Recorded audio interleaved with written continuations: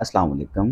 आज का जो हमारा टॉपिक है वो है कंस्ट्रक्शन के मुतल्लिक़ जो भी साइट हमने वर्किंग स्टार्ट करनी है उसको हमने किस तरह स्टेप बाय स्टेप लेके चलना है। ये जो वीडियो मैंने बनाई है ये न्यू फ्रेशर्स के लिए है, जो या उन लोगों के लिए जो अपना घर खुद तैयार करना चाहते हैं, या न्यूली सुपरवाइज़र्स के लिए। तो इसके जो स्टेप्स हैं किसी भी बिल्डिंग को बनाने के लिए वो मुख्तलिफ स्टेप्स हैं।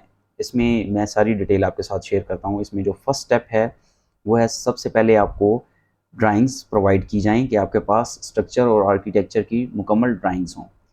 ड्राइंग्स मुकम्मल होने के बाद आपके पास साइट का विज़िट हो, आपके पास साइट क्लियरेंस हो। साइट क्लियरेंस करने के बाद आपको किसी भी जगह के रेफरेंस पॉइंट दिए जाएंगे, या आपको किसी भी कोऑर्डिनेट्स आपको कोऑर्डिनेट्स प्रोवाइड किए जाएंगे। कोऑर्डिनेट्स प्रोवाइड होने के बाद उसके बाद आपने प्रॉपर उसका लेआउट करना है। लेआउट करने के बाद उसकी हमने एक्सवेशन करनी है। एक्सवेशन हमें रोड लेवल से डेप्थ उसकी ड्राइंग में मेजरमेंट्स दी जाएगी, या जो भी आपका उस टाइम पे इंजीनियर इंचार्ज होगा वो आपको रिकमेंडेशन करेगा कि इसकी हमने डेप्थ रोड लेवल से कितनी डाउन रखनी है।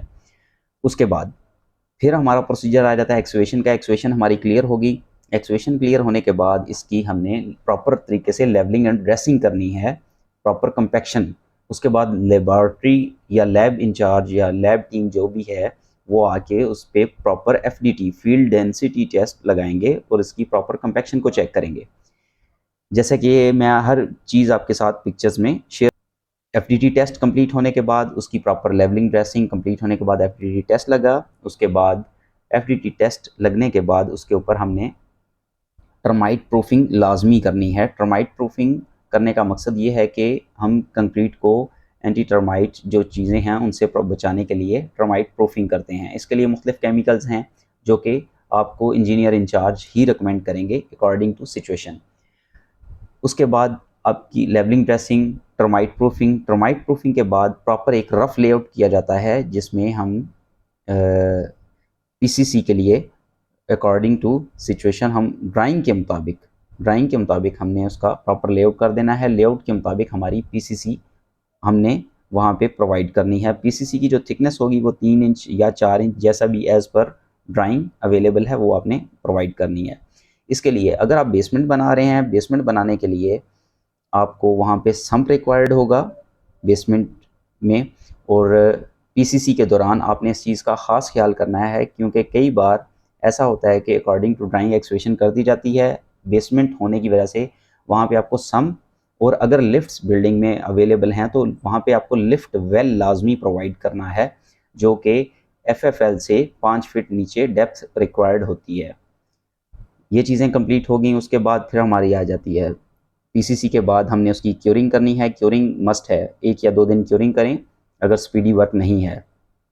क्योरिंग कंप्लीट करने के बाद फिर PCC के बाद लेआउट हो गया। लेआउट के बाद फिर हमारा पूरा प्रोसीजर आ जाता है स्टील फिक्सिंग का। स्टील फिक्सिंग होगी। स्टील फिक्सिंग के बाद हमारी साइड्स पे साइड स्टॉपर्स लगा के शटरिंग होगी, और इसमें राफ्ट की थिकनेस के मुताबिक हम यहाँ पे शटरिंग और स्टील फिक्सिंग करेंगे। उसके बाद जो नेक्स्ट प्रोसीजर है वो आ जाता है कंड्यूटिंग का। उसमें अगर हमारा बेसमेंट है उसमें कंड्यूटिंग होगी, वॉशरूम्स की, पानी वगैरह के लिए UPVC की MEP की टीम उसको क्लेरिफाई करेगी। क्लेरिफाई करने के बाद फिर सिचुएशन आ जाती है पोरिंग की। पोरिंग में 3000 PSI, 4000 PSI जो भी according to your structure drawing वो आपने कंक्रीट करनी है। कंक्रीट कंप्लीट करने के बाद उसका प्रॉपर क्योरिंग होगी। क्योरिंग करने के बाद उसके ऊपर हमारे कॉलम्स का लेआउट होगा। कॉलम्स का जो लेआउट होगा, जैसे कि ये पिक्चर्स में मैं आपके साथ शेयर कर रहा हूँ, कॉलम्स का प्रॉपर लेआउट करने के बाद उसके स्टार्टर पोर होंगे। स्टार्टर पोर करने के बाद कॉलम्स की शटरिंग, स्टील फिक्सिंग होगी। स्टील फिक्सिंग के बाद शटरिंग होगी, और इसके बाद हमारी पोरिंग कर दी जाएगी। पोरिंग में कंक्रीट का ख्याल करना है कि जो कॉलम्स जो हमारे वर्टिकल मेंबर्स हैं उनकी जो कंक्रीट होती है वो हमेशा 4000 PSI होती है। कंक्रीट कंप्लीट करने के बाद उसकी शटरिंग रिमूवल होगी। शटरिंग रिमूवल होने के बाद प्रॉपर क्यूरिंग का आपने प्रॉपर ख्याल करना है कि curing is the most necessary item for the project life. Curing complete करने के बाद उसकी सराउंडिंग्स में अगर आपका बेसमेंट है तो उसकी RCC वाल होगी, अगर बेसमेंट नहीं है तो साइड्स पे ब्रिक वर्क होगा। ब्रिक वर्क करने के बाद उसमें हमारी अर्थ फिलिंग होगी। स्वीट अर्थ हमने बैक फिल करनी है। और कई सिचुएशंस में अगर इसमें ड्राइंग्स में आपकी मेंशन किया हो जाएगा, जो आपकी सराउंडिंग की वाल है उसकी आउटर वाल को आपने प्लास्टर करने के बाद अकॉर्डिंग टू योर ड्राइंग में ये चीज़ें मेंशन होती हैं कि जो आपकी आउटर वाल लगनी है उसको प्लास्टर किया जाए। प्लास्टर करने के बाद उसके ऊपर 2 कोट हॉट बिटुमन के उसके ऊपर आपने अप्लाई करने हैं, ताकि किसी भी किस्म की नमी, सीपेज वगैरह उसमें ना आ सके। वो कंप्लीट करने के बाद उसके बाद अंदर जो आपके कॉलम्स हैं, सब स्ट्रक्चर के कॉलम्स, आपने उनको भी बिटुमिनियस कोट लाजमी लगाना है, लेकिन स्टील को नहीं लगाना, सिर्फ जो आपने शॉर्ट कॉलम्स अपने पोर किए हुए हैं। शॉर्ट कॉलम पोर करने के बाद फिर आपने उसमें स्वीट अर्थ की फिलिंग करनी है, और ये प्रॉपर लेयर वाइज मिनिमम ये 6 इंच से लेके 8 इंच 9 इंच तक आपने थिकनेस यूज़ करनी है, और उसको प्रॉपर वेल कंपैक्टेड करना है, क्योंकि ये बेसिक आइटम है जो कि आपके फ्लोरिंग के लिए प्रोवाइड की जाती है। वेल कंपैक्टेड अर्थ आपकी हो गई, उसके बाद फिर ऊपर आपने प्लिंथ बीम प्रोवाइड करना है।